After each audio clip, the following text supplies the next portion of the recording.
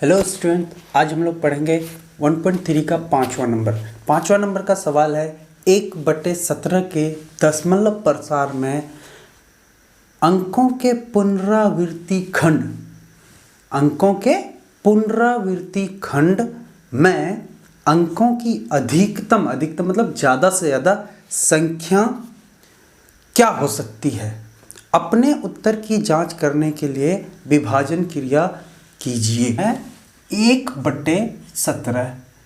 अब इसको बनाने से पहले हम आपको एक एग्जांपल 1/7 बराबर 0.142857 पुनरावृत्ति खंड मतलब रिक्यूरिंग बार जहां से जहां तक रहेगा 1 2 3 4 5 6 हर कितना है 7 है, तो अंकों की संख्या कितनी है 6। पुनरावृत्ति खंडों में ज़्यादा से ज़्यादा 6 ही अंक हो सकते हैं, 2 हो सकते हैं, 3 हो सकते हैं, वो अलग सी बात है, लेकिन ज़्यादा से ज़्यादा कितने होंगे, हर से एक कम। तो अब इस संख्या में देखना है कि 1/17 यहाँ पर हमें एक देखना है कि कितने अंकों का पुनरावृत्ति खंड में 1/17 में इस संख्या में दशमलव प्रसार के पुनरावृत्ति खंड में अधिकतम अंकों की संख्या बराबर हर कितना है 17, तो 17 माइनस 1 कर देंगे बराबर कितना हो जाएगा 16। ये हो जाएगा आपका आंसर। अब हम इसे चेक करने के लिए क्या करेंगे 1/17 भागा दे देंगे, एक लिखेंगे 0.0 अपने आप आ जाएगा। अब नहीं चल रहा है क्योंकि ये 17 है, ये 10 है, तो 0 दे करके फिर एक 0 उतार देंगे। ठीक है, अब कितना 17 का 17 5 85, 17 6 102, तो 17 5 85, 5 1। ठीक है, इस तरह से हम भागा देंगे। अब यहाँ 120 आया है, 17 7 119। अब शेषफल क्या बच गया 1। चूंकि यहाँ देखिए ये 1 था और शेषफल फिर से दोबारा सेम आ गया। अब तक यहाँ पर आप भागा देके देखिएगा, यहीं पे थोड़ा सा कहीं पर भी ऐसा नहीं है कि शेषफल 1 आया मतलब पहले 1 था। अब हमको फिर से दोबारा अगर चलाएंगे तो फिर यहाँ 0 देना पड़ेगा, फिर उसी तरह की सारी संख्याएं आएंगी, मतलब ये सभी अंक रिपीट होगा। तो अब यहाँ से यहाँ तक हम एक रिक्यूरिंग बार दे देंगे।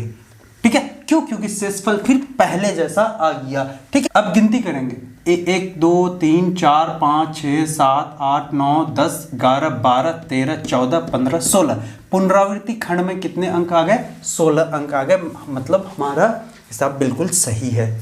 6 नंबर में कह रहा है पी वाई क्यू के रूप में परिमेय संख्याओं के अनेक उदाहरण लीजिए जहां पी तथा क्यू पूर्णांक है और जिनका एक के अतिरिक्त अन्य उभयनिष्ठ गुणनखंड नहीं है। मतलब उभयनिष्ठ गुणनखंड दोनों में नहीं होना चाहिए। सरलतम भिन्न का सरलतम रूप लेना है। ठीक है, काट करके जितना आंसर होता है। ठीक है, अब देखिए और फिर आप उनका दशमलव प्रसार क्या होना चाहिए, शांत दशमलव प्रसार होना चाहिए। क्या आप यह अनुमान लगा सकते हैं कि क्यू का कौन सा गुण अवश्य संतुष्ट करना चाहिए। तो हमें इस क्वेश्चन में खुद से एग्जांपल लेना है। तो देखिए खुद से हम 6 नंबर लिखेंगे, एक संख्या लिखेंगे 3/25, दूसरी संख्या 7/8, तीसरी संख्या 9/10। अब इन तीनों संख्याओं को भागा दे करके हम लोग देखेंगे। ठीक है, तो रफ में हम भागा दे देते हैं, आप भागा खुद से दे सकते हैं। ठीक है, इन सभी संख्याओं का दशमलव प्रसार शांत हो रहा है। शांत देखिए परिमेय संख्या का दशमलव प्रसार शांत कब होगा, जब भी क्यू का इनके क्यू के वैल्यू को देखेंगे। ठीक है, सबसे पहले 3/25 में 3/25 बराबर, अब क्यू का आप अभाज्य गुणनखंड, क्यू मतलब नीचे वाली संख्या का 3/25 मतलब 5 गुना 5, इनका अभाज्य गुणनखंड करेंगे। 25 का अभाज्य गुण 5 से चलेगा, 5 5 25। अब देखिए 7/8 का अभाज्य गुणनखंड करेंगे, गुना 2 गुना 2। अब फिर देखिए 9/10, 9/2 गुना 5।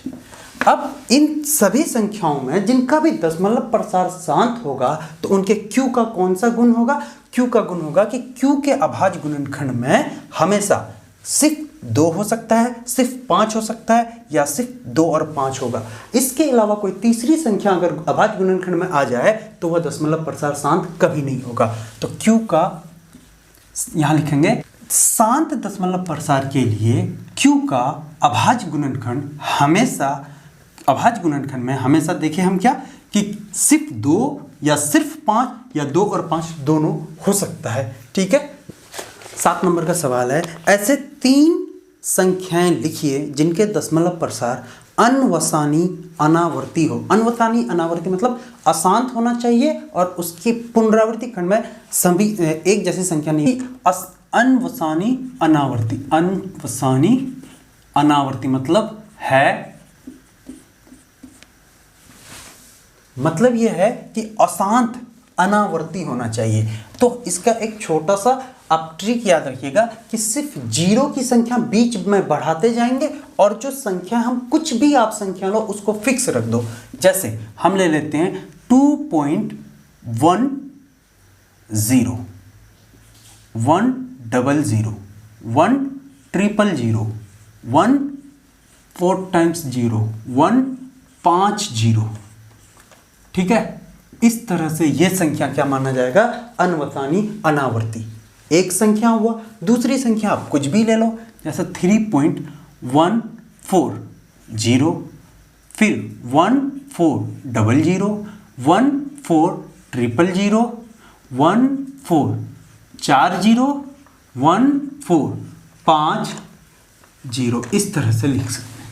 ठीक है, तीसरा एक फिर आप अपनी मर्जी से कुछ भी ले लो, 1.20 और यहां पर आप याद रखिएगा, यहां डॉटेड लगाना जरूरी है, डॉट लगाना वहां पे जरूरी है। ठीक है। 8 नंबर का सवाल कि परिमेय संख्या 5/7 और 9/11 के बीच 3 अलग अलग अपरिमेय संख्या। इससे पहले जो हम बनाए थे 1.1 में परिमेय संख्या, लेकिन यहां पर क्या कह रहा है? अपरिमेय संख्या। क्या कह रहा है? अपरिमेय संख्या। तो अपरिमेय संख्या बनाने के लिए बिल्कुल अपरिमेय संख्या होता कौन सा? उनका दशमलव प्रसार क्या होगा? अचान अनावर्ती होगा। मतलब इससे पहले वाली जो संख्या है, जीरो की संख्या बढ़ाते गए। ठीक है, तो अब लिखेंगे कैसे? देखिए 5/7 इसको भागा दे करके लिख लेंगे। ठीक है, तो 5/7 का वैल्यू कितना होगा? आप रफ में भाग दे दो। ठीक है, रफ में क्या करो? आप भाग दे दो। 5/7 का वैल्यू कितना हो जाएगा? 0.714285 रिक्यूरिंग बार। ठीक है, 9/11 बराबर, ठीक है, यहां से आप ले लीजिए 0.81 रिक्यूरिंग बार। अब आप यहां पॉइंट के बाद 2 अंक को मान लीजिए, क्योंकि यहां पर 2 अंक है तो 0.71 मतलब 71 लिख ली, समझ जाइए, और यहां पे 0.81। 0.71 और 0.81 के बीच कोई भी संख्या लीजिए, तो 0.71 और 81 के बीच 0.72 हो सकता है, 0.73 हो सकता है, 0.74 हो सकता है, 75। आप इनमें से 0.71 और 0.81 के बीच कोई भी संख्या लीजिएगा, वह संख्या इन दोनों के बीच ही होगा। और याद रखिए, अपरिमेय संख्या अगर कहेगा तो आपको अशांत अनावर्ती दशमलव प्रसार, तो 71 और 81 के बीच अभिष्ट संख्या लिखेंगे। यहाँ पे अभिष्ट संख्याएं, दशमलव प्रसार आपको अशांत अनावर्ती। ठीक है, अभी पढ़े अनवसानी अनावर्ती। तो 0.72 तो लिख दिए। अब लिखने का तरीका क्या है?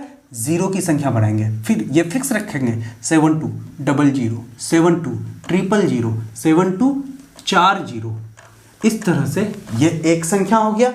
फिर दूसरी संख्या 0.72 के बाद 73 ले लीजिए, 7340।